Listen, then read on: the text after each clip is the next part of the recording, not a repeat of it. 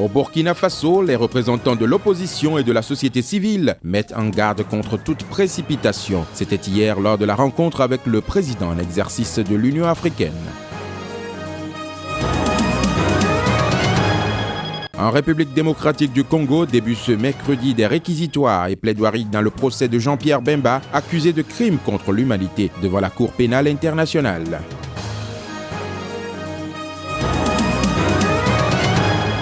Au Mali, fin de quarantaine pour les 25 personnes ayant approché l'unique cas d'Ebola recensé dans le pays sur 108 contacts potentiels identifiés. 25 ont été suivis pendant 21 jours.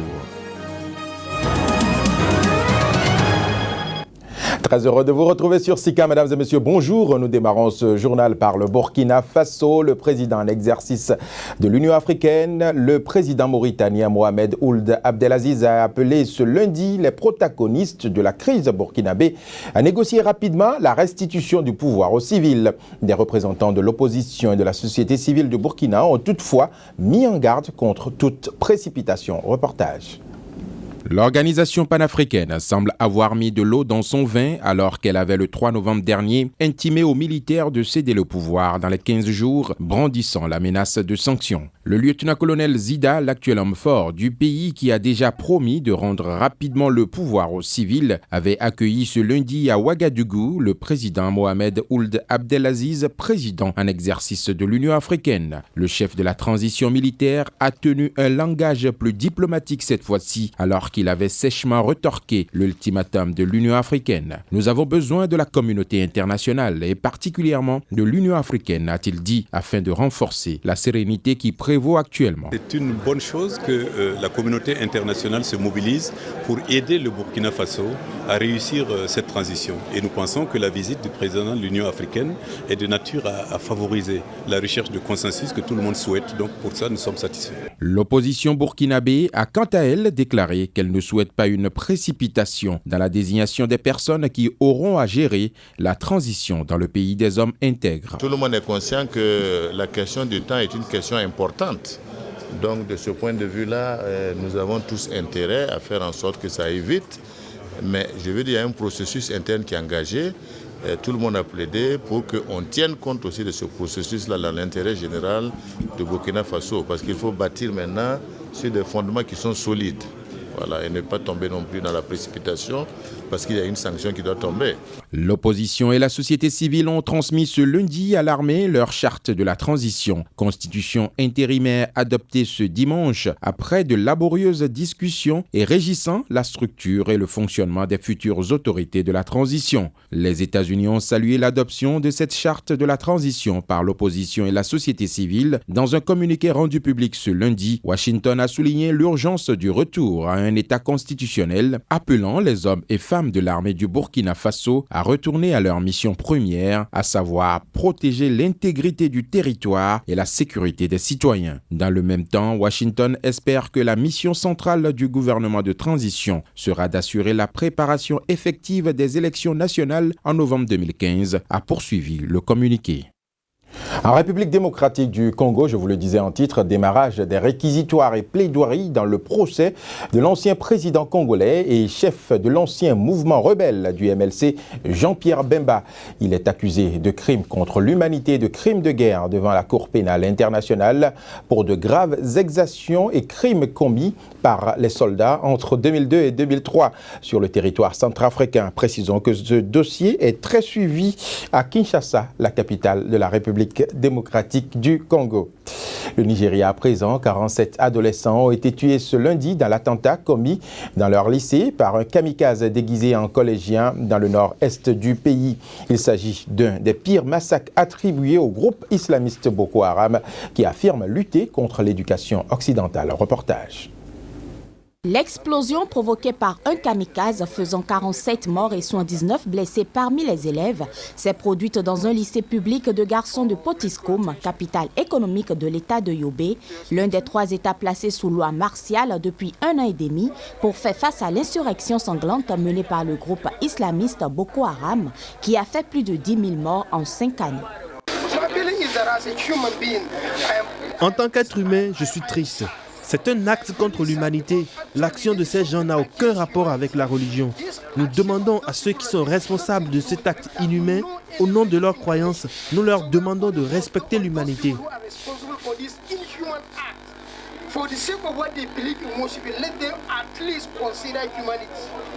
Selon la police nigériane, Boko Haram est soupçonné d'être responsable du massacre. Ce massacre, qualifié de meurtre odieux par le président Goodluck Jonathan, a été perpétré au lendemain de la publication d'une nouvelle vidéo du chef de Boko Haram, Abubakar Shekau, dans laquelle il réaffirme avoir créé un califat dans les zones du nord-est du Nigeria conquises par les insurgés.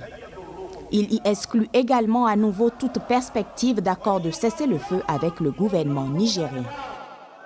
Scandalisé par la fréquence et la brutalité des attaques contre des établissements scolaires dans le nord du pays, le secrétaire général des Nations Unies Ban Ki-moon a réclamé que des mesures de sécurité soient prises pour protéger les civils. En attendant ces mesures, le gouverneur de l'État de Yobe a annoncé la fermeture immédiate de toutes les écoles publiques de Potiskum jusqu'à nouvel ordre. La nouvelle du virus Ebola à présent, fin de la période de quarantaine pour les 25 personnes ayant approché l'unique cas d'Ebola recensé dans le pays en octobre dernier. Sur les 108 cas contacts potentiels identifiés, 25 ont été suivis pendant 21 jours à raison de 15 à Bamako et 10 à Kaï. Tous ont été libérés du système de surveillance ce lundi pour ceux de Bamako et mardi pour ceux de Kaï, a déclaré le ministre malien de la Santé, Ousmane Koné, indiquant être allé en personne pour le leur signifié. 79 contacts potentiels à Kaï ont été suivis et à cette date, aucun n'a montré de symptômes d'Ebola ni été testé positif au virus selon l'OMS. Selon le docteur Abdoulaye Néné Koulibaly de l'équipe médicale malienne chargée de suivre la situation sur le terrain, les risques de contagion étaient très faibles et toutes les précautions ont été prises pour assister ceux qui étaient en observation. L'OMS a dit partager cet optimisme, soulignant que la victime du moins, présentait des symptômes hémorragiques et était donc contagieuse pendant le trajet, mais ne souffrait ni de diarrhée ni de vomissement. Et puis parlant toujours du virus Ebola, l'épidémie a engendré un nouveau mode de vie en Sierra Leone pour une population privée de cinéma, de sport, d'école et de toute autre activité sociale. En raison des risques de contamination au virus Ebola, l'église reste l'un des derniers lieux de rassemblement. Pendant ce temps, sur le plan de la lutte contre l'épidémie et sa propagation, le gouvernement sierra-léonais a décidé de mettre en place de nombreux contrôles de température sur les routes du pays. Reportage. De même que vendredi, les mosquées faisaient le plein dans la capitale Freetown. Dimanche, plusieurs centaines de fidèles sont réunis à l'église internationale d'Avancœur, dont le ministre pentecôtiste anime la messe à la manière d'une rockstar. Les fidèles se lèvent, tendent les bras vers le ciel, frappent dans leurs mains et implorent le pardon pour leurs péchés et le sauvetage de leur âme. Près des grilles de l'entrée, comme sur toutes les places publiques, de grands seaux d'eau chlorée invitent les fidèles à se laver les mains. À la demande des autorités, des habitudes ont changé. On ne se serre plus la main, on ne s'étreint plus, même à l'église. Du côté des fidèles, la foi en Dieu est une arme puissante pour garder la tête sur les épaules. La plupart déplorent ce fléau venu délabrer la vie en communauté. À propos d'Ebola, le plus dur, c'est d'être entouré des gens dont on n'est pas sûr. Vous ne savez pas si la personne a eu des contacts ou non. Alors vous vous écartez des gens parce que vous avez peur. C'est dingue l'impact que ça a eu. Nous ne sommes plus en contact avec qui que ce soit. Nous ne touchons plus personne. Les activités dans le pays sont limitées. C'est fou, c'est fou. C'est un gros problème dans notre pays.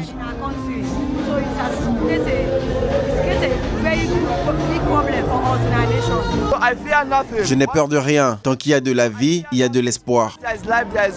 Pendant ce temps, la dernière province de Sierra Leone, encore épargnée par Ebola, Ouagadougou, dans le nord-est du pays, est frappée à son tour dans le courant du mois d'octobre. On y compte à présent, selon la Croix-Rouge, 50 morts. La province se félicitait d'être la seule du pays à échapper au virus, malgré sa proximité avec la Guinée voisine. Afin d'éviter la propagation du virus, le gouvernement a décidé de mettre en place de nombreux contrôles de température sur les routes du pays. Rappelons que l'état d'urgence a été déclaré le 31 juillet en Sierra Leone en raison de l'expansion du virus Ebola qui a contaminé dans le pays près de 4300 personnes et causé la mort de 1126 selon le dernier décompte officiel. La Zambie à présent, le président Michael Sata sera inhumé ce mardi. Décédé le 28 octobre dernier à l'âge de 77 ans à Londres, le corps de Michael Sata a été exposé une dernière fois ce lundi à Lusaka pour permettre aux Zambiens de lui rendre un dernier hommage. Reportage. Toute la classe politique zambienne ainsi que le corps diplomatique et le père de l'indépendance zambienne Kenneth Kaunda ont assisté à l'office écuménique organisé à l'Assemblée nationale zambienne en mémoire du président Michael Sata décédé le 28 octobre à 77 ans. Élu en septembre 2011, ce fervent catholique est le deuxième président en exercice à mourir de maladie après Lévi Mwanawasa, mort en France en 2008. En attendant l'élection de son successeur d'ici fin janvier, le vice-président Guy Scott assure l'intérim. Michael Sata doit être enterré ce mardi au cimetière d'Embassy Park à Lusaka, en face du siège du gouvernement, dans une tombe réservée au chef d'État zambien. La page économie de cette édition, la Chine abrite depuis ce lundi le 22e sommet de l'APEC, le forum de coopération économique de l'Asie-Pacifique. Les dirigeants des 21 économies membres de l'APEC tentent depuis hier de réduire leurs divergences sur l'intégration économique régionale, notamment entre les projets américains et chinois sur fond de tensions géopolitiques. Reportage. Les dirigeants de l'APEC réunis au grand complet à Pékin pour leur sommet annuel. Ils ont entamé lundi 2 jours de rencontres sur fond de rivalité géopolitique et commerciale. Pour la circonstance, Pékin a sorti les grands moyens pour assurer à ses distingués invités un séjour sans pollution. Certains disent du ciel de Beijing de ces derniers jours qu'il est bleu à Pékin, qu'il est beau, mais temporaire, et qu'il aura vite disparu après l'APEC. J'espère et je crois qu'avec des efforts continus, le bleu APEC est parti pour durer. Ce sommet de l'APEC aura aussi permis à Pékin de faire un timide premier pas vers le dégel de ses relations avec Tokyo et de renforcer ses liens avec Washington. Les États-Unis sont favorables à l'émergence d'une Chine prospère, pacifique et stable. Nous voulons que la Chine se porte bien. Nous sommes en compétition pour des affaires, mais nous cherchons aussi à coopérer sur un vaste éventail de défis et d'opportunités partagées.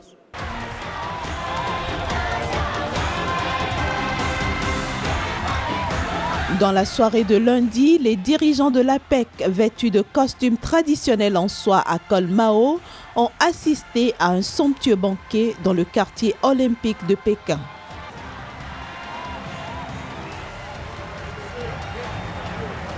Ce mardi, les dirigeants de l'APEC devraient tenter de réduire leurs divergences sur l'intégration économique régionale, notamment entre les projets américains et chinois. À 25 ans, l'APEC et ses 21 économies membres comptent désormais pour 40% de la population de la planète et 44% du commerce international. Voilà, madame, monsieur, ce sera tout pour cette édition que je vous remercie d'avoir suivi. Retenez que l'information se poursuit sur Sika TV et sur www.sikatv.info.